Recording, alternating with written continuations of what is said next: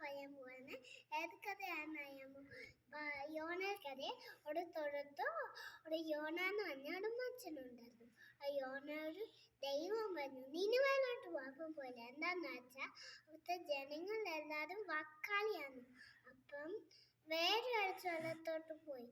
അപ്പം കപ്പലേൽ പോയി ഇങ്ങനെ ആടാൻ തുടങ്ങി. പിന്നെ ദൈവത്തിൻ്റെ വാക്ക് കേട്ടാതെ അപ്പം എല്ലാവരും പേപ്പർ എടുത്തിട്ട് ഒന്നും എടുത്തിട്ട് ഇങ്ങനെ പിന്നെ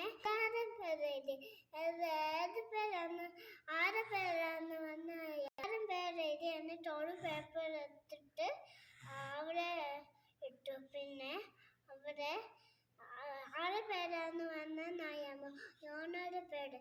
പിന്നെ എന്ത് തെറ്റ് ചെയ്തിട്ട ദൈവത്തിൻ്റെ വാക്ക് കേട്ടാതെ പോയി.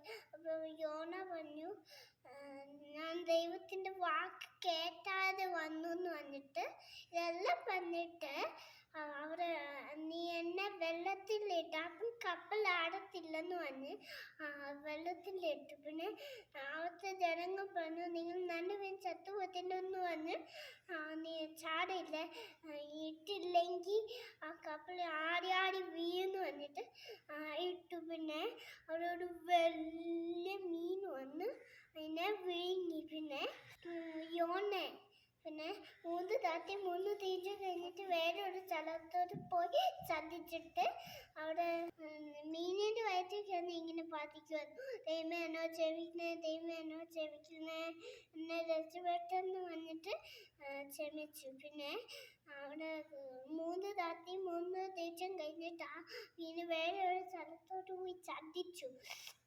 പിന്നെ നിനുവേലോട്ട് പോയി. എങ്ങനെയാന്ന് യോണ കുളിച്ചൊരുങ്ങി നിനുവേലോട്ട് പോയി. നിനുവേലോട്ട് പോയപ്പം അവിടുത്തെ ജനങ്ങളോട് പറഞ്ഞു ഇനിയും വക്കുണ്ടാക്കി കഴിഞ്ഞാൽ നിങ്ങളെ